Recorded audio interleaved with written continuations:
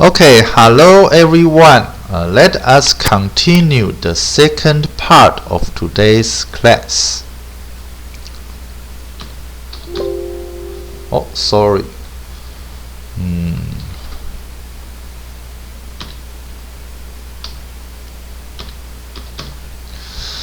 Okay, so we have talked to this equation. C of t tau is equal to summation I alpha I of t times exponential minus j 2 pi f c tau I of t and times delta of tau minus tau I of t. Okay, so what is the function delta? Let us see the handout.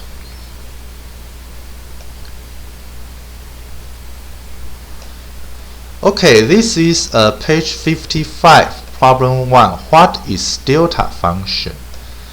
Okay, solution. In mathematics, the direct delta function or delta function is a generalized function or distribution introduced by physicist Paul Dirac.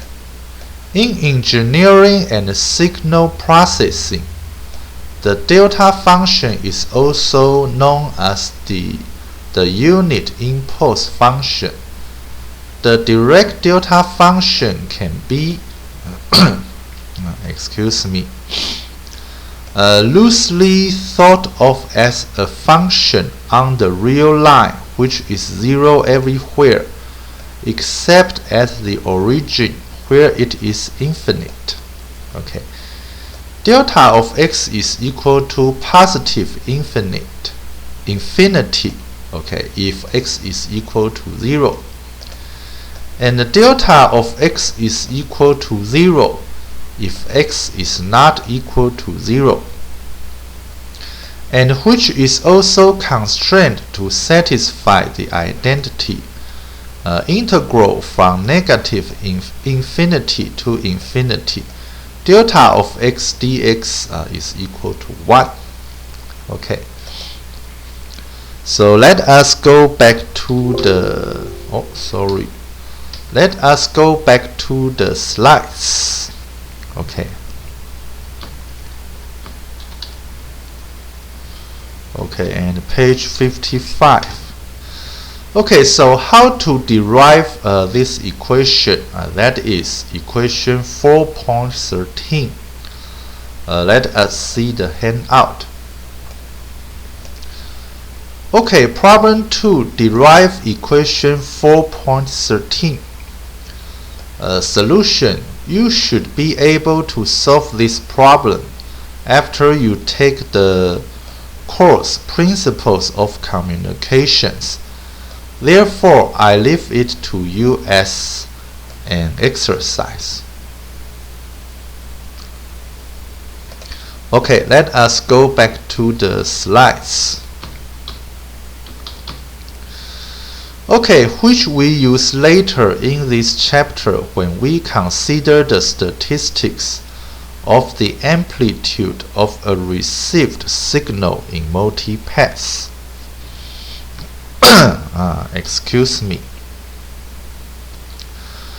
Okay, a key difference between a multipath channel and a simple linear time invariant LTI filter, okay, as you have learned in the course Signals and Systems or Principles of Communications, is that multipath channels are time variant. This is the reason that the impulse response of the multipath channel in figure 4.5 has two time variables, t and tau. Okay, let us see figure 4.5. Okay, in figure 4.5, you can see that the impulse response C of t tau has two time variables, t and tau. Okay, understanding the distinction between these two time variables may be confusing at first. To help explain the idea, we begin with a simple example which is illustrated in figure 4.6. Okay, let us go to figure 4.6. Okay, figure 4.6 is a simple multi-pass channel with one scatter that moves. This figure illustrates how the impulse response of a time-variant multi-pass channel can be depicted using two time dimensions, although there is really only one physical time. Okay, we can see that in subfigure A, this is the channel at T1. Okay, there is a Tx, okay, which means the transmitter, and an Rx, which means the receiver, and an S, which means the scatterer. Okay, the transmitter, receiver, and scatterer are on the same line. The distance between the transmitter and the receiver is d0, and the distance between the receiver and the scatterer is d0 over 4. Okay, subfigure B is the channel at T2. Okay, so again, there is a transmitter, a receiver, and a scatterer on the same line. Okay, the distance of the transmitter, the distance between the transmitter and the receiver is d0, okay, which is the same as subfigure A. Okay, however, the distance between the receiver and the scatterer is d0 over 2, which is different from that in subfigure A. Okay, subfigure C shows received signal pulses. Okay, we can see that this is the time axis, and here is the T1, time T1, and here is time T2. Okay, from time T1, after d0 over C, after time duration d0 over C, the receiver receives the first pulse. Okay, because the distance here is between the transmitter and the receiver is d0. Okay, so the pulse go in from the transmitter to receiver will spend time duration d0 over C. Okay, and from the transmitter to the scatterer, the distance is d0 plus d0 over 4, and from the scatterer to the receiver, the distance is d0 over 4 again. So the total distance is d0 plus 2 times d0 over 4, which is equal to 3 over 2 times d0.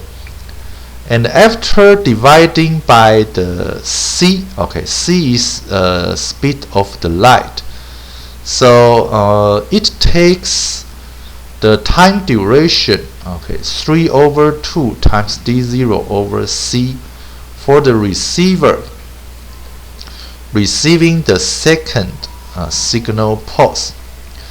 Okay, and we can see that the first signal pulse is larger than the second signal pulse. It is because of the path loss. Okay, and when the time is equal to T2, okay, it is also take d0 over C of time, okay, for the receiver to receive the first pulse, okay, because the distance between the transmitter and the receiver is d0. And for the second pulse, okay, the distance is, okay, from transmitter to the scatter is d0 plus d0 over 2. And from the scatterer to the receiver, the distance is also d0 over 2.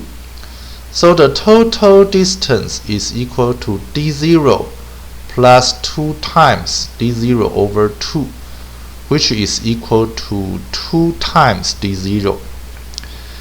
And after dividing by c, so it is the time from time t2 that the receiver receives the second pulse.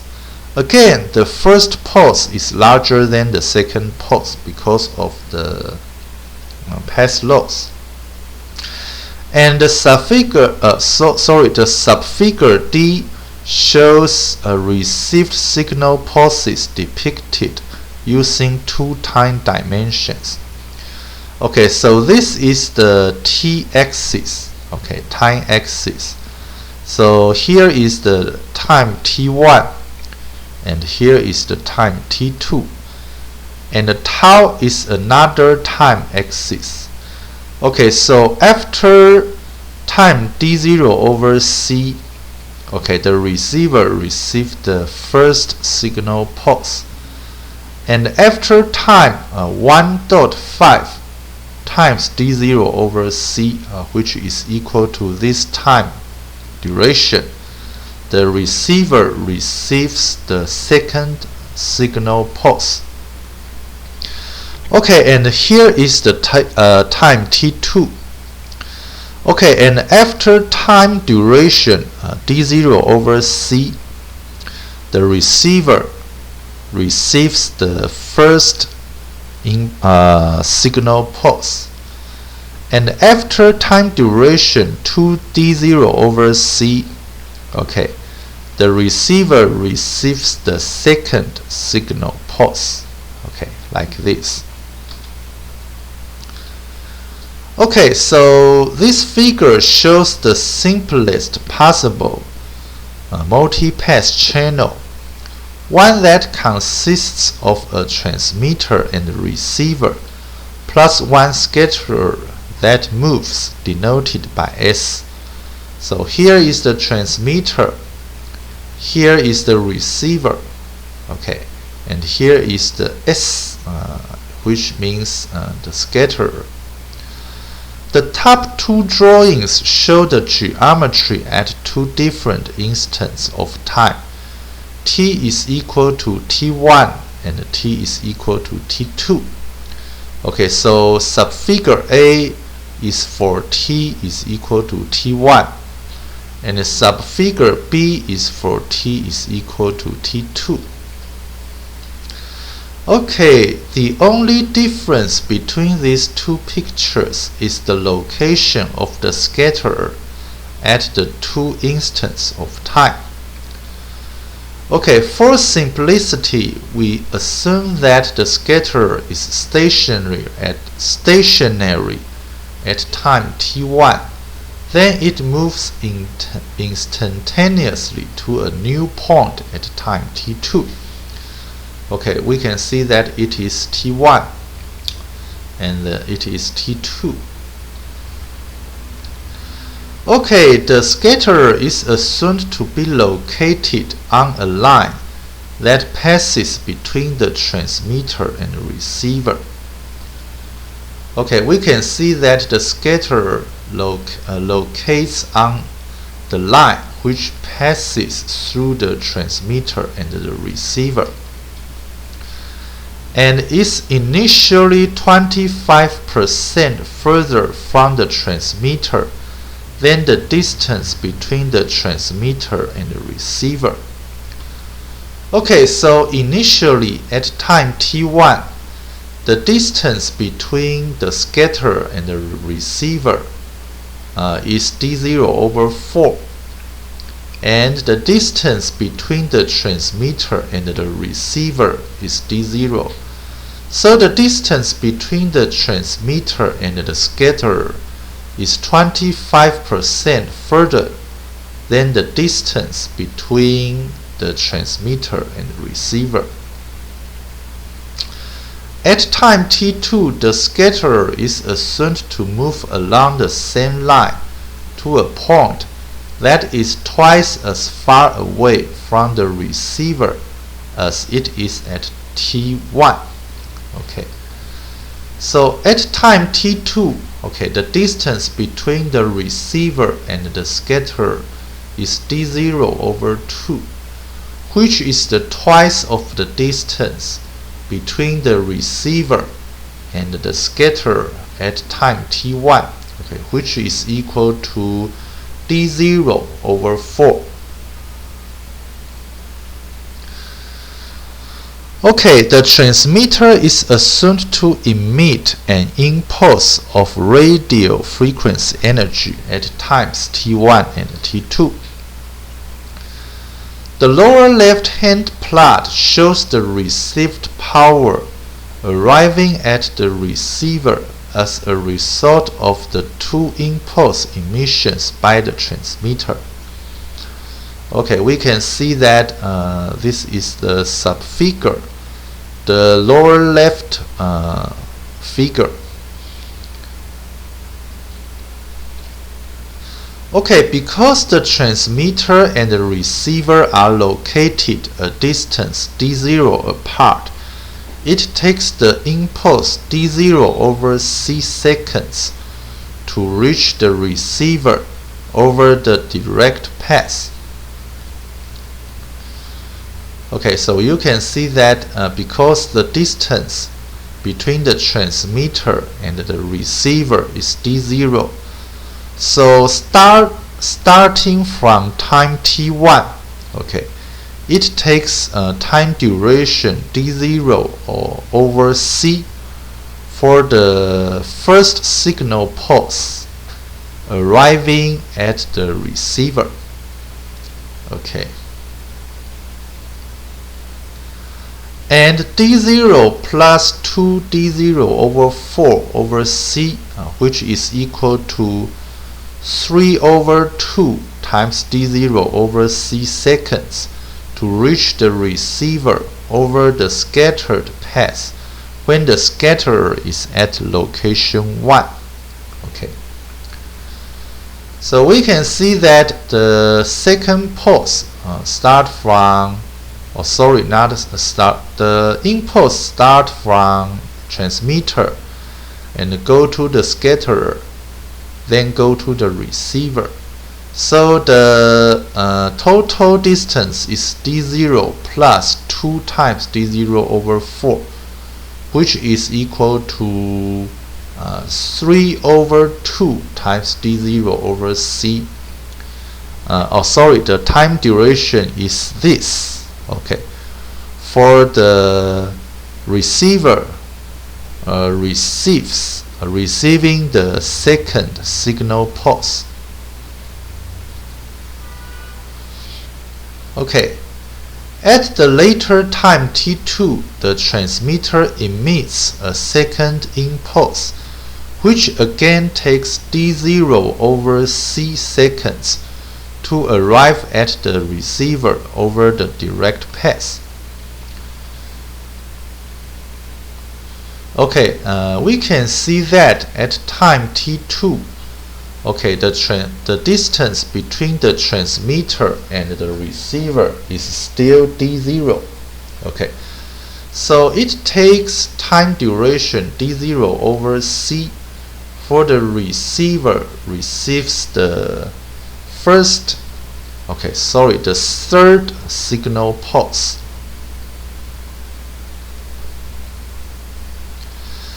Okay, and d0 plus 2d0 over 2 over c, which is equal to 2d0 over c seconds, to arrive at the receiver over scattered path, since the scatterer is now assumed to be located d0 over 2 from the receiver. Okay, so from the transmitter to the scatterer and to the receiver, the total distance is equal to d0 plus 2d0 over 2, which is equal to 2d0. Okay, so the time that the receiver for the receiver received the fourth signal pulse, okay, starting from time t2, the time duration is equal to 2d0 over c.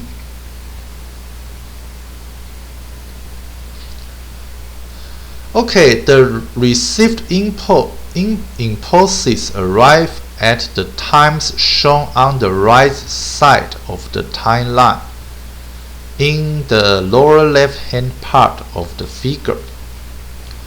Okay, we can see that. Okay, let us see the lower left hand part of the figure. So in this figure we can see that the time, okay, which for the receiver received the 1, 2, 3, 4 signal pulses.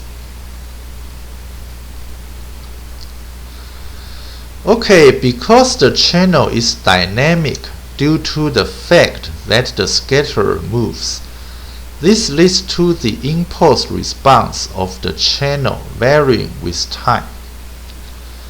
The lower left-hand part of figure 4.6 shows two impulse response functions plotted on a single time axis. Excuse me. Okay, let us go to the left or lower subfigure of figure 4.6. Okay, so this is one impulse response function. Okay, this is the second impulse response function, and which are on the same time axis. Okay, let us go back.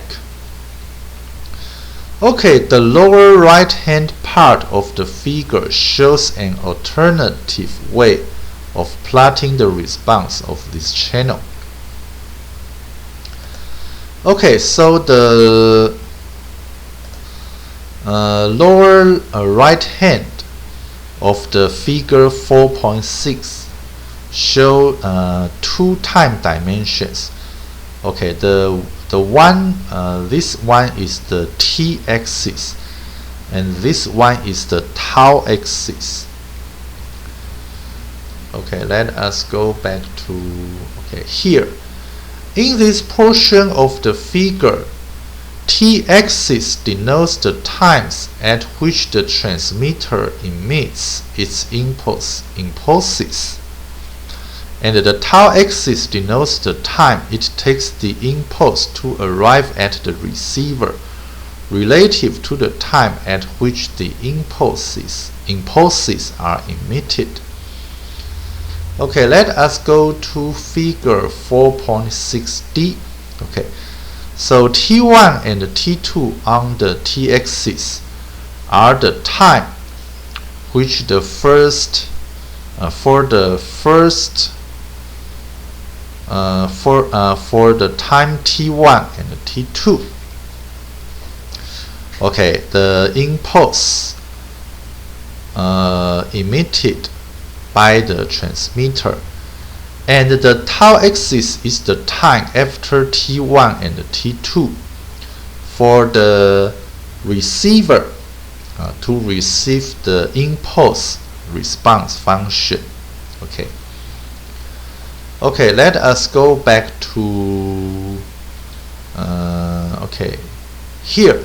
Okay, it is common to view multi-path channel behavior using two time variables in this manner. Okay, that is t and tau. However, it is important to keep in mind that this is done for convenience in conceptualizing and analyzing multi-path channels. There is, in fact, only one physical time dimension. Okay, figure 4.7 depicts C of t tau using two time dimensions. Okay, let us see figure 4.7. Okay, figure 4. Okay, it is 25 minutes. Let us take a break.